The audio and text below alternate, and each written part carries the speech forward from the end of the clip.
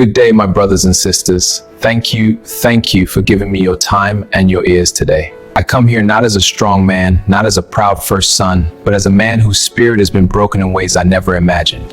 What I want to share with you is a story of family, of sacrifice, and the kind of betrayal that bleeds a man from the inside. Our father died when I was 16. One morning he opened his shop. By noon he was gone, just like that. As the first son, everything fell on my shoulders. Nobody asked if I was ready. I dropped out of university. The dreams I had. Dreams of becoming a chartered accountant. They crumbled overnight. But I told myself, Anam, your time will come. For now, carry your family. I worked as a site supervisor. Small salary, big responsibilities. I fed mama. I cooked. I cleaned. I paid school fees. I clothed my brother. I wiped tears. I wiped drool. I held the steering wheel of the family alone. My life wasn't mine but Kofi. Kofi was brilliant. That boy could fix a radio, rewire a fan, solve maths, like it was nothing. So when he gained admission to study electrical engineering, I felt a joy I cannot describe. I told everyone, my brother will rise. He will go further than all of us. But Nigeria, Nigeria. He finished school, finished NYSC, and nothing came. No job, no opportunity, just frustration. One evening, as we sat outside watching cars pass like people chasing ghosts, he said something that changed everything. Brother, this country is choking me. If I can just escape UK, Canada, anywhere my life will start. Those words planted a seed that refused to die. It was the one thing Mama always insisted we must never sell. She would say, this land is where our blood rests, where our father's spirit watches over you. It was the only place Kofi and I ran to during holidays, where we chased goats, climbed mango trees, and followed Papa to the stream. Anytime I touched that soil, I felt connected to him. But life has a way of dragging sentiment into the mud of reality. When Kofi's frustration grew, when his face became tired from job applications and rejection emails, when I saw the brightness in his eyes slowly dimming, I knew something had to change. I called a family meeting. We gathered under the old cashew tree in our compound, the place our extended family always used to settle disputes. My uncles came with their long history of quarrels and quick tempers. They argued before I even opened my mouth. Uncle Ejike, the one who calls himself a businessman, frowned and said, selling land to send someone abroad. That is how many people waste their inheritance. Uncle Modu, who believes every idea is a good idea as long as someone else is paying, said, let the boy go. Abroad is opportunity. This land cannot feed us. The others murmured, shaking their heads, rubbing their beards, calculating what they could gain or lose. But I was calm. I had already fought this battle in my heart. To me, that land was sacred. But Kofi? Kofi was alive. Kofi was possibility. Kofi was the future. Finally, the arguments died down, and their eyes settled on me. Kofi sat beside me, his shoulders slumped, his hands clasped tightly between his knees. He looked like a man who had lost hope in his own destiny.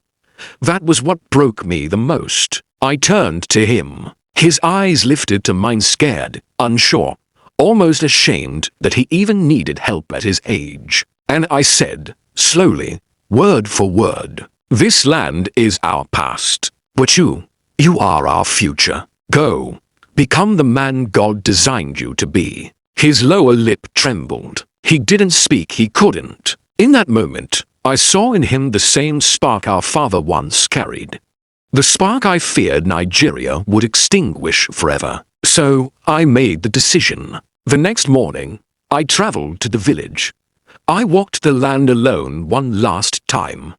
I touched the old kola nut tree, knelt on the soil, and whispered a prayer. Papa, forgive me. I'm not doing this out of greed, but because your sons must rise. Then I met with the buyer. A pen was placed in my hand. My fingers shook not because I doubted the decision, but because I knew what it meant. When I signed the papers, it felt like I was not signing for land alone. I was signing away a part of my childhood, a part of my father, a part of myself. But I told myself it was worth it. I walked away with the money in an envelope, and a hollow ache where something sacred used to live. I used that money to buy Kofi's plane ticket, pay for his admission deposit, and cover the countless fees of processing, documentation, and visa application. It was the biggest sacrifice of my life, and I made it with joy, with pride, with love, never knowing that the same boy I sent into the world with wings would one day return with claws, aimed at the very heart that lifted him. Mama's condition grew more serious with time. Her stroke had taken away her movement, her strength, and sometimes even her words. But her spirit was still stubborn, still alive, still fighting. But I could not care for her alone. I was juggling work, bills, medications, feeding, bathing, lifting her in and out of bed, attending to Kofi's needs, and trying to keep myself from breaking. There were nights I cried quietly while wiping her forehead, because the weight felt too heavy for one person. That was when I met Abel. She came recommended by a friend who said, "There is a young nurse I know, gentle, disciplined, with hands that heal." I still remember the first day she stepped into our home. She wore a simple sky blue nurse's uniform. No makeup, no jewelry. Just a calm spirit and a smile warm enough to light a room. When she greeted Mama, she knelt beside her not out of duty, but out of respect and said softly, "Good afternoon, Mama. My name is Abel. I am here to take care of you." Mama looked at her for a long moment, then nodded slowly. That small nod told me everything. Mama felt safe with her instantly, and so did I. Rest, Anam.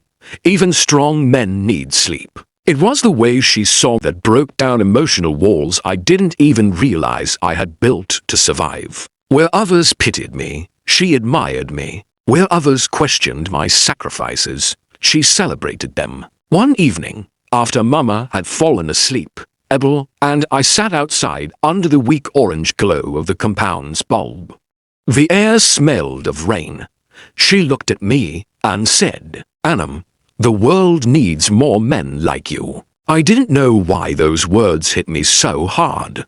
Maybe because it had been so long since anyone called me good without adding, "But you are suffering too much." Or maybe because she said it with such sincerity that it felt like a bomb on old wounds. Little by little, Abel became the warmth in a life that had grown to cold. Before long, I realized something terrifying and beautiful. I was falling in love, and love, when it finds a tired soul, feels like sunlight after years of harmattan. When I finally asked her to marry me, she didn't shout, she didn't jump, she simply held my hands, looked into my eyes, and said, "Anywhere you are is home for me." Our wedding was small, just family, close friends, the pastor, and Mama sitting in her wheelchair, wrapped in a beautiful lace wrapper Abel had bought for her. But it was joyful. Mama's smile that day, it was her first real smile since the stroke. Her eyes were bright, almost youthful. She squeezed my hand, then Abel's hand, as if giving her blessing silently. Then came Kofi. He joined by video call from the UK, grinning from ear to ear, wearing a big winter jacket even indoors. He shouted through the phone, "Brother, you have married a queen. Sister Abel, take care of my bosso." Everyone laughed, even Mama chuckled softly. In that moment, it felt like all the suffering, all the sacrifices, all the sleepless nights had led to something pure, something beautiful. Life, for the first time in a long time, was warm again, and I truly believed that tomorrow would be kinder than yesterday. At first, Kofi complained, "It's too cold here.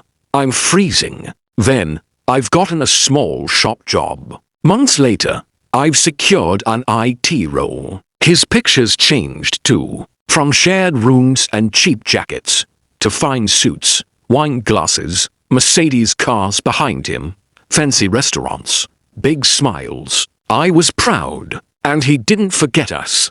He sent money for Mama. He sent money to Abel too. Small gifts at first. A little something for sister. A little something for soup ingredients. But gradually, the gifts changed shape: expensive phones, designer bags, transfers labeled for my favorite in-law. Abel always informed me afterward. But something about it felt off, not sinful, but uneasy. Still, I pushed the feeling aside. They were just close, right? 3 years later, Kofi returned. The boy I raised had vanished. In his place was a man who walked like he owned Lagos. His suit alone looked like it had a salary. He hugged me with so much force I nearly fell. Then he turned to Abel, lifted her off the ground, spun her, laughed loudly. "Sister, you are glowing. Lagos' son loves you." The way Abel blushed that day, I blamed it on excitement. I blamed everything on excitement. Kofi rented a luxury apartment in Vi. He started taking us to fancy places. Rooftop dinners, sparkling wine, plates that cost more than my weekly salary. When I insisted it was too much, he laughed. "Brother, live small. You work too hard." That "you work too hard" started sounding like mockery, and the way Abel smiled at him, as if she saw a different world in his presence. I felt something shift in the air, something dangerous. One afternoon, while feeding Mama, she grabbed my wrist with unexpected strength. Her voice was broken, but her spirit was sharp. "Anam, my son, open your eyes. Your wife, and your brother. Too much phone, too much laughter. My spirit is not at peace." My mother, a woman who could see lies from miles away, warned me, but I made excuses. I didn't want to believe evil lived in my house. Abel's phone vibrated one evening. Her phone was charging in the sitting room. I wasn't looking for anything, but the notification popped up. K_Ofi, I can't get the image of you out of my mind. That blue gown is a masterpiece. You looked stunning today. The blue gown. She wore it earlier that day at a friend's bridal shower. Kofi wasn't there, so how did he see it? My blood froze. When she came out, her lie came too easily. Oh, just the girls complimented it.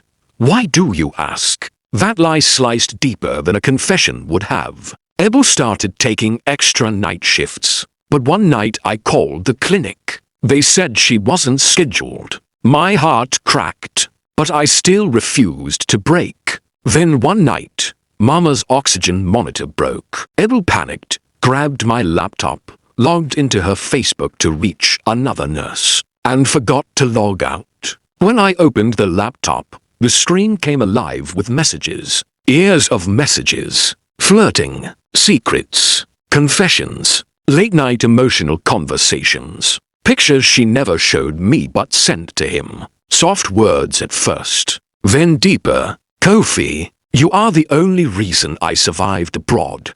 I came back to build a life with you. Abel, my heart is confused. He is a good man. What we are doing is wrong, but I can't stop." I closed the laptop, and the silence inside the house became louder than thunder. I didn't shout. I didn't touch her. I didn't confront anyone. I simply broke quietly. The boy whose school fees I paid. The boy whose shoes I polished. The boy whose overseas trip I sponsored with land and tears and sacrifice. That boy became a man who stabbed me repeatedly, not in my back, but in my chest. And the woman I trusted with my mother's life? She handed him the knife. Right now, they don't know that I know. Kofi is probably showing her another property. telling her how life with him will be sweeter, how I'm a good man, but not the life she deserves. But they don't know the man they are playing with. I am not violent. I am not impulsive. I am a planner, a careful, quiet man. And I have been planning. I have gathered evidence, screenshots, receipts, transactions, legal documents, information about his shady business partner, information that could collapse his entire empire. I could destroy them. I could shame them publicly. I could walk away and leave them drowning in their choices. But my heart is torn. My faith whispers forgiveness. My pain demands revenge. My duty to Mama demands wisdom. So I come to you, my brothers, my sisters, my people. What should I do? Should I confront them privately and walk away clean? Should I expose them and burn everything they built on my sacrifice? Should I take Mama and disappear, leaving them to their illusions? Or should I do something else entirely? This story is not over. I need your counsel, your wisdom, your honesty in my situation. What would you do? God bless you for listening.